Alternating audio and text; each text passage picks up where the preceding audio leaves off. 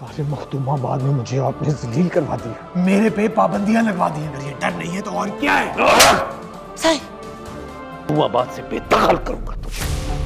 तुम यहाँ इस वक्त?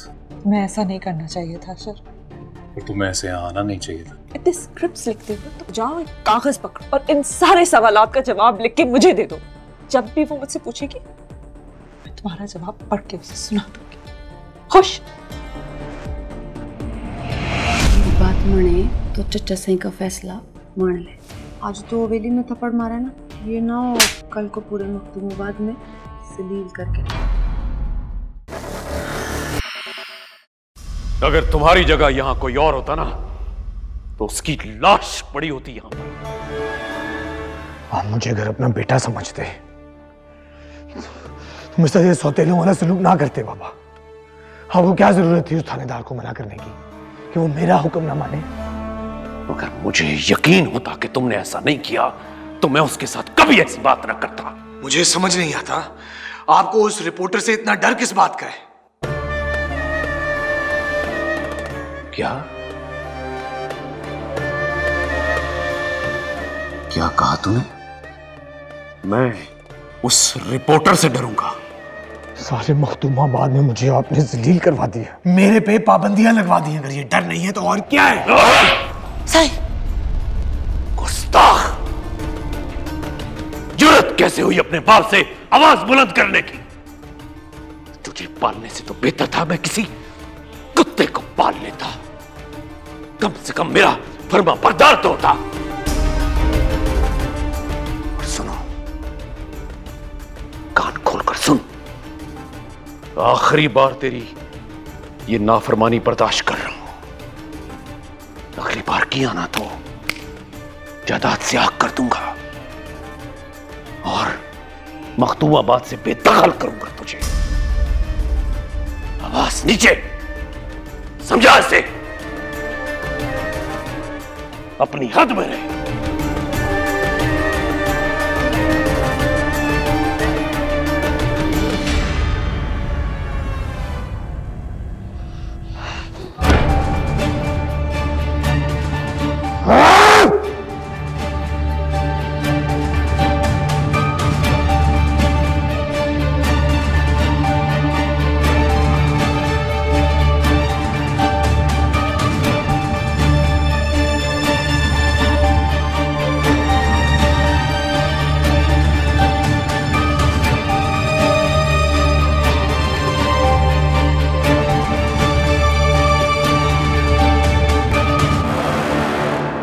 आशर, लगता है आप मेरा इंतजार कर रहे थे। हम माजरत चाहेंगे, लेकिन अभी एक जरूरी काम से जाना है। ऐसा कौन सा जरूरी काम है कि आप मुझे छोड़ के जाना चाहते हैं? आपको शिकायत नहीं करनी चाहिए, बल्कि शुक्रगुजार होना चाहिए कि आपको दूसरी बार मिलने का मौका दिया है हमने। क्या मैं इस काबिल नहीं हूँ कि आप मुझे एक और मौका दे मिलने का? अब आप यूं इतने करीब हमारे सामने खड़ी हैं तो कोई तो खास बात होगी आप पे। अभी तो एक सरसरी सी मुलाकात हुई है आपसे, थोड़ा वक्त तो दें फिर आपको एहसास होगा कुछ तो खास बात है हमें। अगर आप अशर इब्राहिम हैं तो मैं भी लाइबा सुफियान हूँ। मेरी एक नज़र पत्थर पे गिरा देती है। पत्थर पिघलाना आसान होता है, पर हमारे दिल में जगह बनाना मुश्किल। आपका चैलेंज एक्सेप्टेड। ये मुश्किल काम मैं आपको करके दिखाऊं। जरूर, पर अभी ये हो नहीं पाएगा। जैसे हमने कहा, अभी एक जरूरी काम से कहीं जाना है। नहीं, आज आप कहीं नहीं जाएंगे। अगर आप जिद के पक्के हैं तो मैं भी कोई अपनी ख्वाहिश अधूरी नहीं छोड़ती। जो हसरत आज मैं लेके आई थी उसे पूरा किए बगैर मैं वापस नहीं जाऊंगी आज।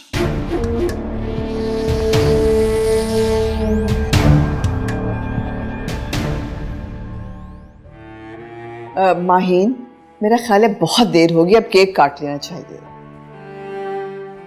मुझे लगता है आप ठीक कह रही हैं, वैसे भी फोन तो लग नहीं रहा। चलो मरियम, जल्दी से तुम्हारा केक काट लेते हैं। हाँ नहीं, जब तक पापा नहीं आएंगे मैं केक नहीं काटूंगी। मरियम, पापा का फोन नहीं लग रहा। हाँ? All your friends are waiting. नहीं, पापा ने मुझे प्रॉमिस किया था कि वो जरूर आएंगे। आप उन्हें फोन कर कर बुलाएं, वरना मैं सेलिब्रेट नहीं करूंगी। मरियम प्लीज अपने सारे दोस्त का नहीं मरियम। नहीं, मैं सेलिब्रेट नहीं करूंगी। मरियम, मरियम बेटा, बेटा को देखो जाके, इसको क्या हो गया है? अच्छा सुनो, हमने आप सबके लिए मजे मजे के सैंडविचेस रखे हैं। हाँ चलो आ जाओ खाते हैं। आ जाओ आ जाओ आ जाओ आ जाओ आ जाओ आ जाओ आ जाओ।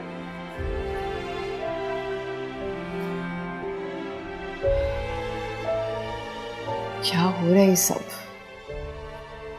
कैसे चलेगा?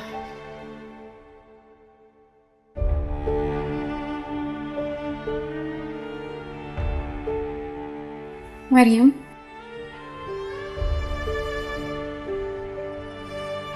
ये तो कोई बात ना हो ना। आपकी फ्रेंड्स क्या सोच रही होंगी कि आपने उनको बर्थडे पे बुलाया और आप इधर आके बैठ गई। ये तो कोई बात ना हो। चलो मेरे साथ चलो। नहीं, मैं नहीं जाऊंगी, जब तो पापा नहीं आएंगे। अरे मेरी थी, तुम तो ऐसी नहीं थी ना। इतना गुस्सा कहाँ से आ गया? आपको पता है, आपकी फ्रेंड्स कहती हैं कि मरियम जो है ना हमारा स्कूल में बहुत ख्याल रखती है। तो इतना गुस्सा कैसे आ गया? चलो चलो साथ। नहीं। अरे इसमें उदास थोड़ी होते हैं। अच्छा मरियम चलो आ जाओ, सब वेट करें मेरा। नहीं, मैं नहीं जाऊंगी। हम सब तो हैं ना तुम्हारे साथ। चले, आपके सारे फ्रेंड्स वेट कर रहे हैं, चलो। लेकिन पापा तो नहीं है ना, आप उन्हें फोन करके बुलाएं, वरना मुझसे कभी बात नहीं करूंगी। मैंने अभी पापा से बात की, वो कह रहे हैं आप केक काट लें, थोड़ा सा बिजी हैं, फ्री होके आ जाएंगे। उन्होंने मुझसे प्रॉमिस किया था कि वो हम सबके साथ बर्थडे सेलिब्रेट करेंगे। आप कैसे बिजी हो गए? अच्छा जब वो आएंगे ना तो आप खुद ही पूछ लीजिएगा, ठीक है? अभी तो आपके फ्रेंड्स वेट कर रहे हैं। चलो। हाँ। नहीं, स्ट्रॉबेरी केक है आपका फेवरेट। नहीं मुझे नहीं आता। अरे चलो, मैं आपके पापा से खुद बात कराऊंगी, ठीक है? ठीक है, प्रॉमिस। चले आ जाओ।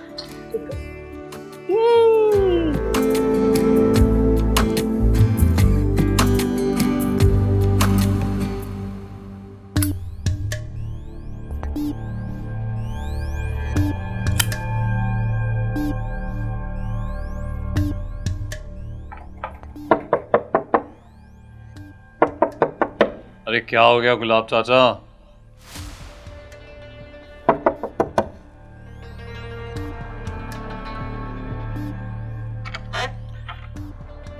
बेगम साहिबा आ रही हैं। कब आ रही हैं? अभी अभी उनकी गाड़ी आई है, मैं उन्हें देखकर यहाँ दौड़ा आया हूँ। अरे रोके आप उन्हें। सुनो, नाम क्या था तुम्हारा? लाइबा सुफियान। तुम अभी के अभी उठो, जाना होगा तुम्हें। क्या हुआ? अरे उठो, जैकेट उठाओ अपनी। छोड़ो क्या हुआ बाद में बताऊंगा मैं। उठाओ जैकेट उठाओ। हाँ जल्दी। वो फोन भी उठाओ अपना। हाँ चलो भाग के उस दरवाजे से जाओ। अरे उस दरवाजे से जाओ, उससे जाओ।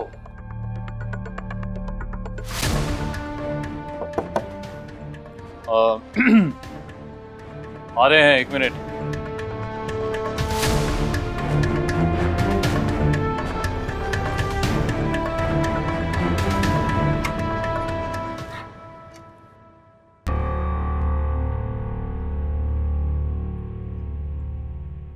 तुम यहाँ इस वक्त?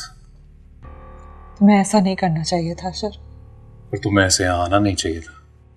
मुझे लगता था कि तुम्हें मुझसे कोई शिकायत है, इसलिए तुम इस तरह मुझसे दूर रहते हो।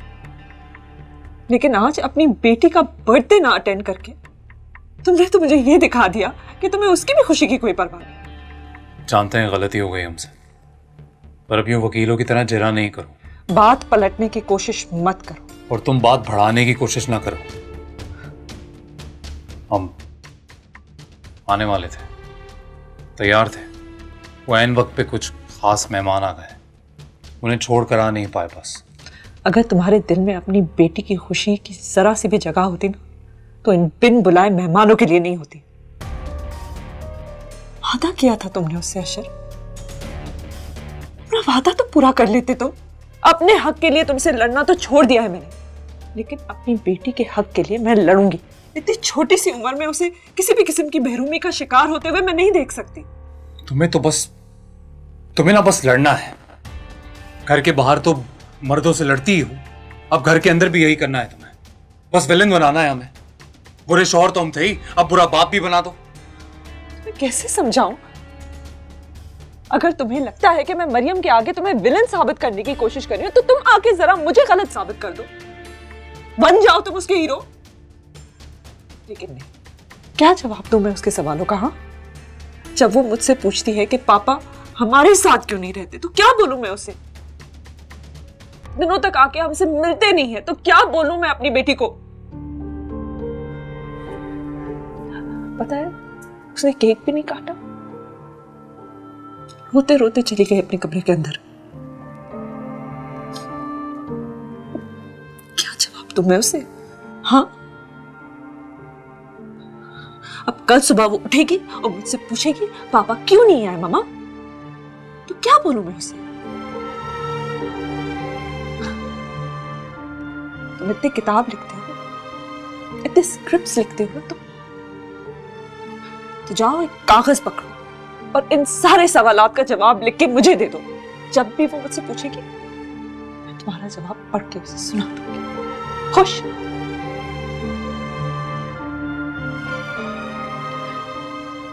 शर्म, कम से कम अपनी बेटी की खुशियां अपनी अन्ना की भेंट ना चढ़ाओ।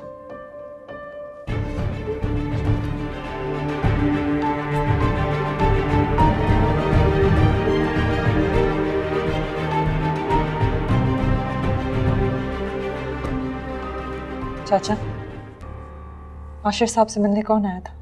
वो कुछ दोस्त थे। लड़की आई थी मिलने? नहीं, लड़की नहीं थी, शायद प्रोड्यूसर थे, प्रोड्यूसर। चाचा, कम से कम अपनी उम्र का तो लिहाज कर ले।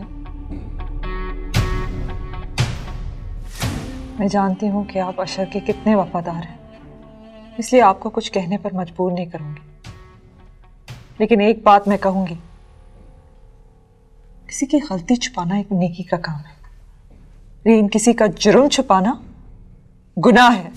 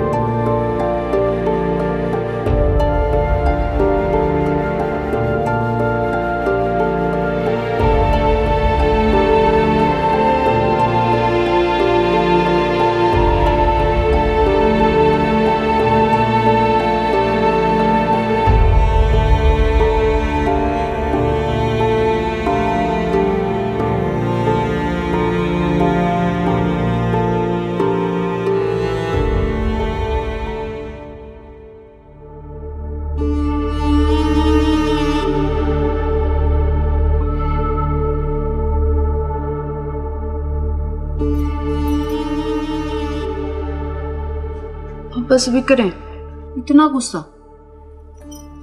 एक तो पड़ी तुम्हारे चचा से है, कौन सा आपकी जान निकाली? आप हैं कि अभी तक मुंह फुलाए बैठे। पहली बार बाबा साईं ने मुझ पर हाथ उठाया, वो भी उस 2 टके के रिपोर्टर के लिए।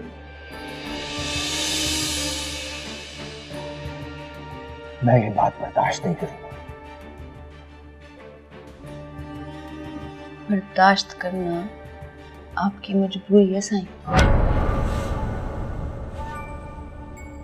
सुना नहीं था चचा साईं ने क्या कहा?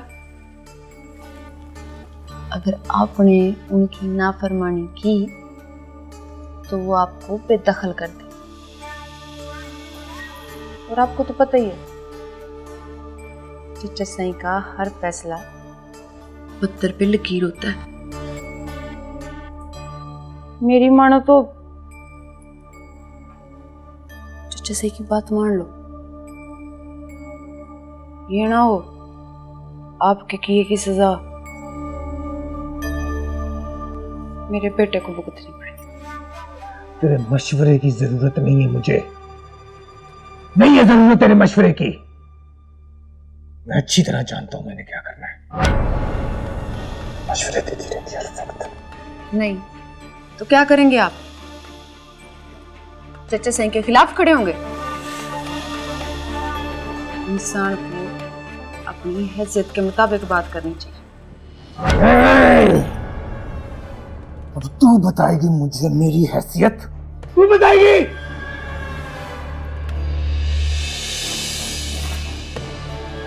मैं कब बता रही हूँ? चचा साईं ने बता तो दी आपको आपकी हैसियत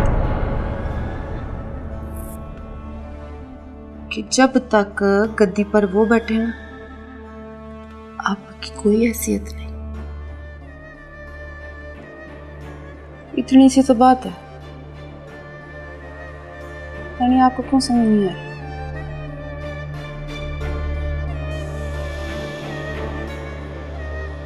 मेरी बात माने तो चचा साईं का फैसला मान ले। आज तो हवेली में थप्पड़ मारा ना, ये ना हो कल को पूरे मखदूमाबाद में सलील करके रखा।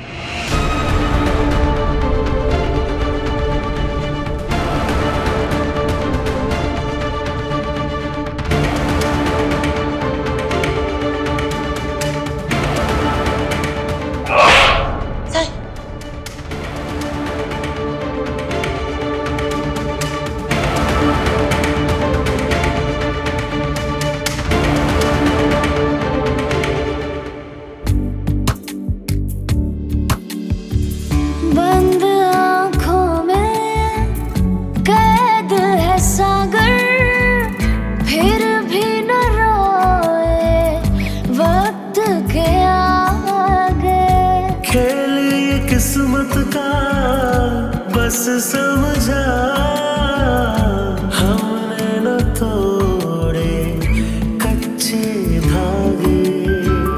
मेरा ठिकाना गम की नगरी, जाऊं क्यों परदेस है। सखी लागी है दिल को बड़ी ठेस। न बना कोई हम नवा, न सुने कोई सदा, टूटे दिल की पीड़ न समझे, भेजूं क्या संदेश। न बना कोई हम नवा, न सुने कोई सदा, टूटे दिल की पीड़ न समझे, भेजो क्या संदेश, भेजो क्या संदेश।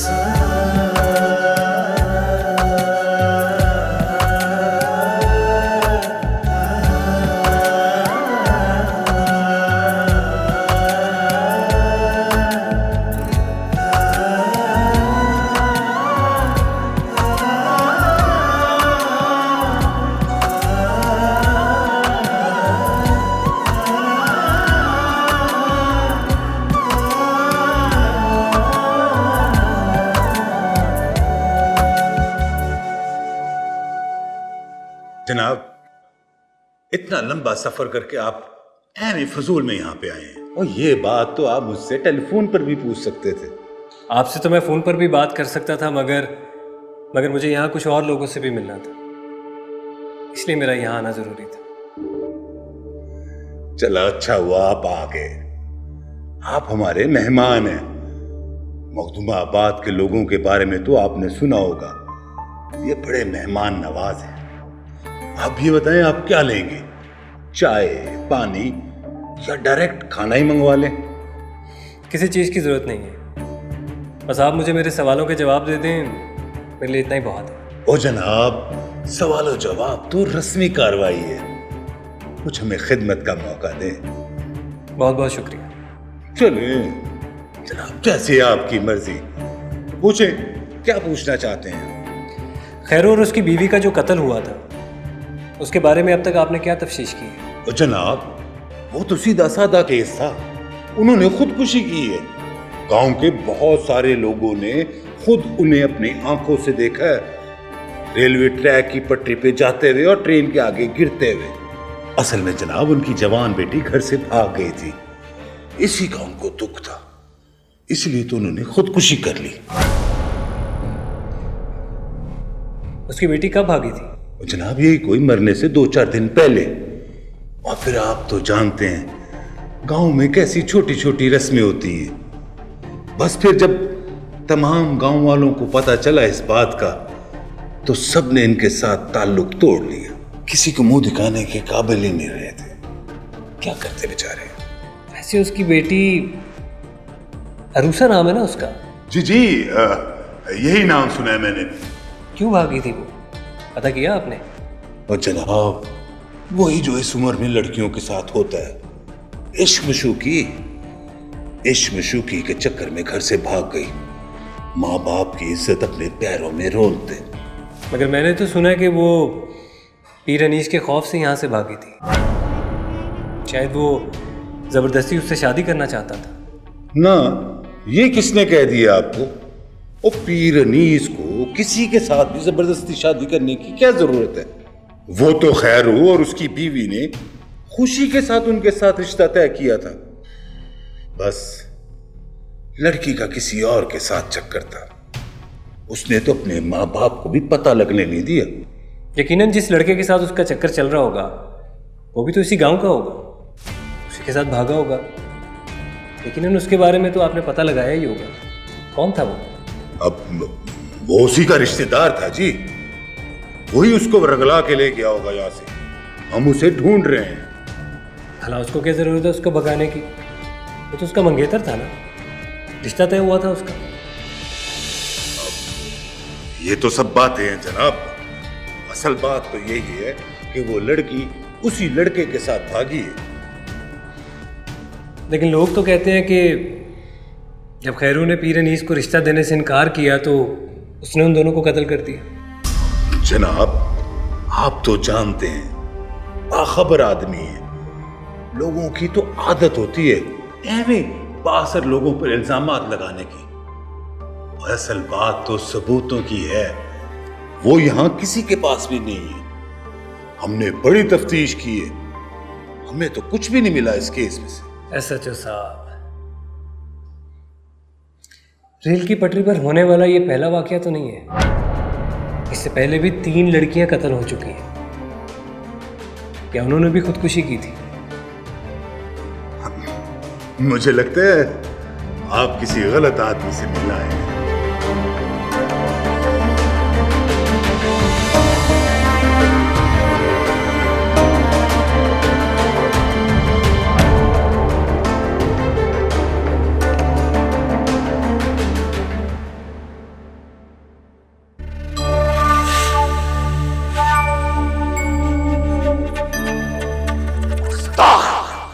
कैसे हुई अपने बाप से आवाज बुलंद करने?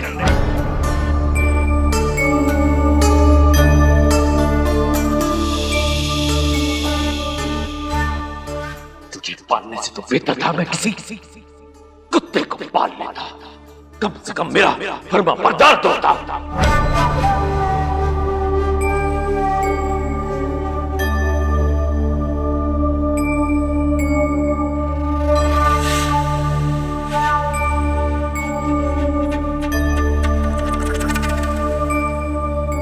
इतना गुस्सा,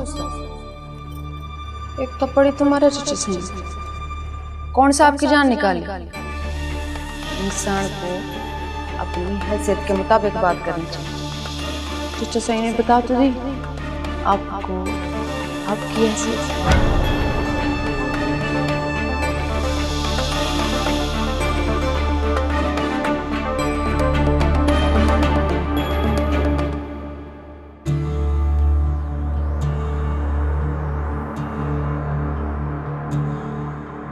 सलाम बाबा सिंह। सलाम अम्मा सिंह। वालेकुम अस्सलाम। अनीस का बाबा सिंह छोटे साईं तो बाहर बैठे हैं, आप कहें तो बुला दूं? हाँ बोलो। रुको, मैं खुद जाता हूँ। बाबा साहब मैं तो कहती हूँ आप ना ही जाएं तो अच्छा होगा। ऐसा क्यों कह रही? मैं क्यों ना जाऊं?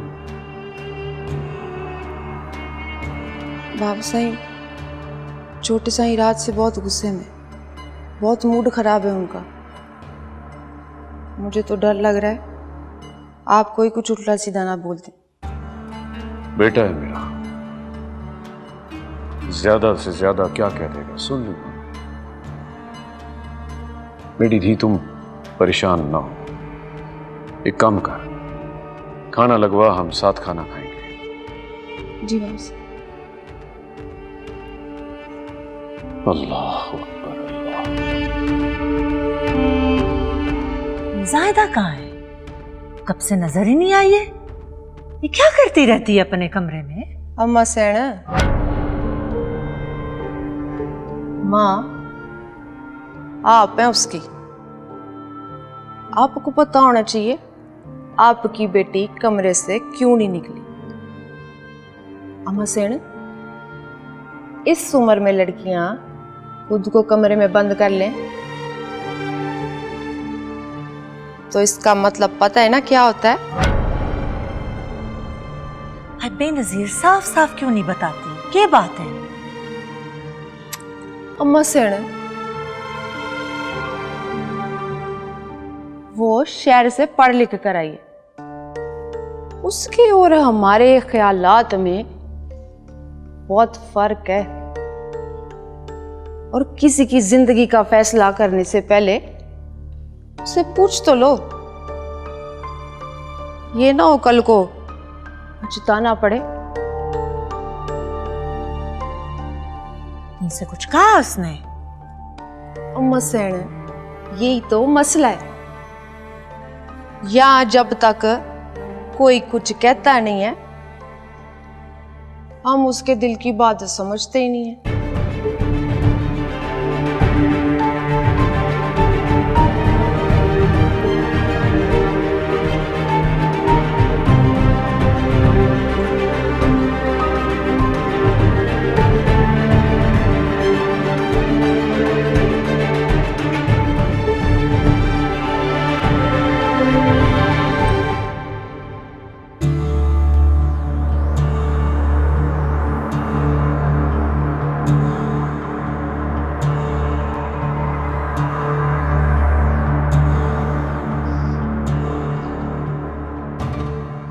नाराज हो मुझसे?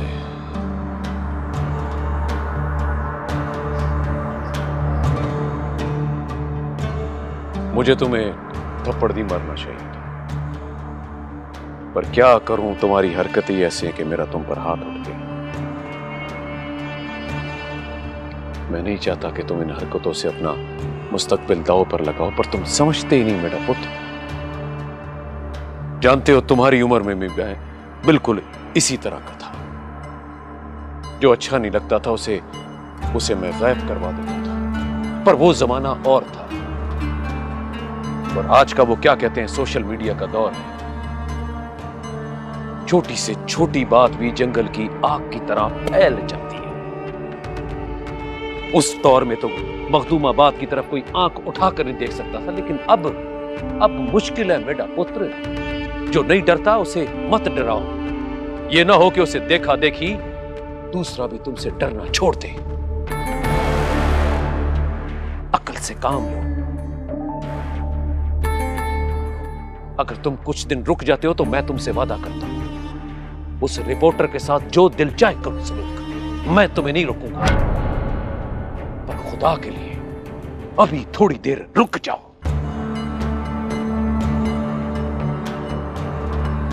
चलो मेरा पुत्र, अपना मूड ठीक करो। शाम में तुम्हारी बहन जायदा का रिश्ता देखने मिनिस्टर साहब आ रहे हैं। हाँ मेरा पुत्र, उनको अच्छी तरह इस्तकबाल करो। और वैसे भी तुम्हारी पार्लियामेंट की सीट पक्की हो जाएगी। जा मेरा पुत्र, जा।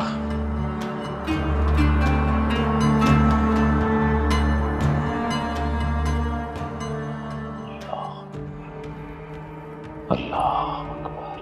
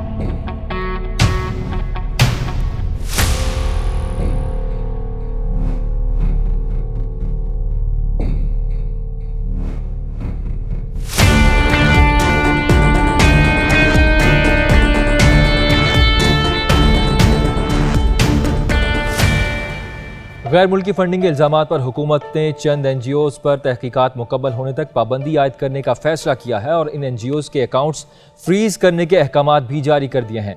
याद रहे कि पिछले कुछ दिनों से इन NGOs के खिलाफ अवाम में शदीद गम गुस्सा पाया जा रहा था। इन NGOs पर बैरूनी फंडिंग समेत मुल्की मफादात के खिलाफ काम करने जैसे शदीद नौयत के इल्ज़ामात हैं।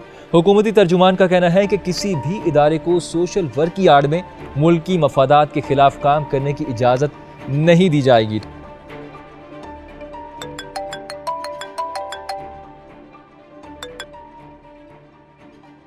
हेलो,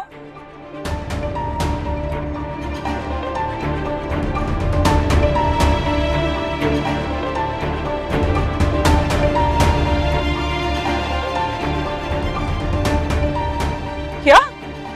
ये क्या कह रही हो तुम? मैं अभी ऑफिस आ रही हूँ।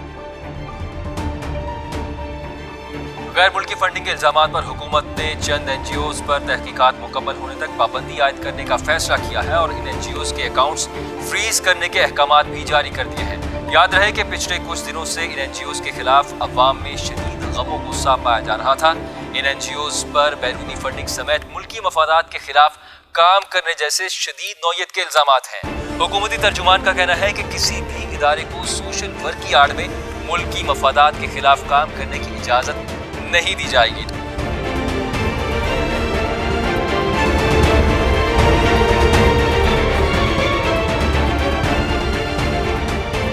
ड्राइवर जरा जल्दी गाड़ी चलाए। चुप हो जा साइदा, एक लफ्ज भी मुंह से ना निकालना। बाबा साई सुन लेंगे ना तुझे जिंदा दफन कर देंगे।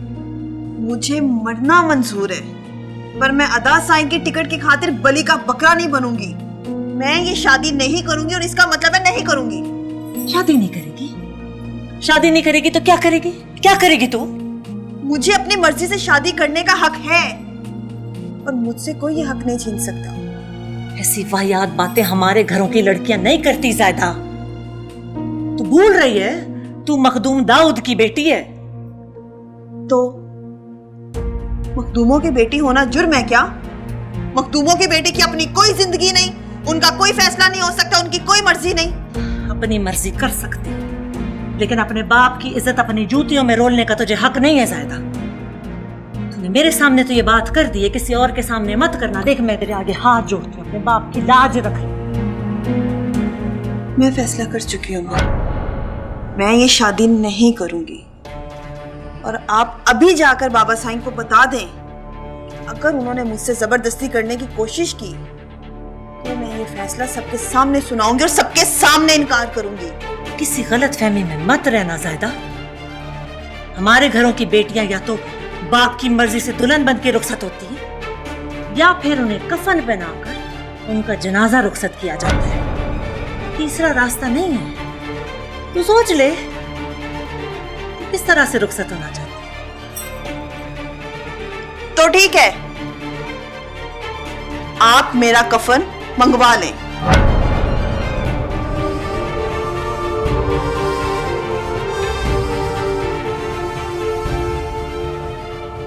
बाबा साईं सुन रहे हैं आप? अदा साईं क्या कह रहे हैं? मुझे पढ़ाई करने की इजाजत आपने दी थी ना, तो फिर अदा साईं मुझे कैसे मना कर सकते हैं? पर मेरी थी, तेरी खुशी के लिए मैंने तुझे इजाजत दी है। अब मेरा ख्याल है तूने बहुत पढ़ लिया, अब अपने बाबा साईं की खुशी के लिए पढ़ाई छोड़ दे। बाबा साईं इसमें भी तो मेरी खुशी है ना, सिर्फ 2 महीनों की तो बात है, फिर मुझे वापस यहीं आकर तो रहना है। यहाँ कब रहना है? बेटियां तो बाप के पास मेहमान होती हैं। बेटी जी उन्हें तो एक दिन रुखसत हो जाना होता है, और अब वो दिन दूर नहीं। 3-4 जगह से पैगाम आया हुआ है, बस एक जगह पर फैसला लेकर 1-2 महीने में तुझे रुखसत कर देना है। शादी? मगर मैं शादी कैसे करूंगी? क्यों मेरी थी, शादी क्यों नहीं कर सकती? अच्छी तरह मुझे पता है, जानता हूं मैं कि ये शादी क्यों नहीं कर सकती, क्योंकि वहां इसका एक लड़का। बस देख तो लो किसके सामने क्या बात कर। खबरदार जो मेरी धी के बारे में एक लफ्ज भी कहा। मेरी धी मेरा मान है, मेरे सिर का ताज है, उसको अपने बाबा की इज्जत की परवाह है। मेरा फैसला मेरी धी का फैसला है, मैं जहां चाहूं उसकी शादी करूं, वो उफ नहीं करेगी। ऐसा ही है ना मेरी धी?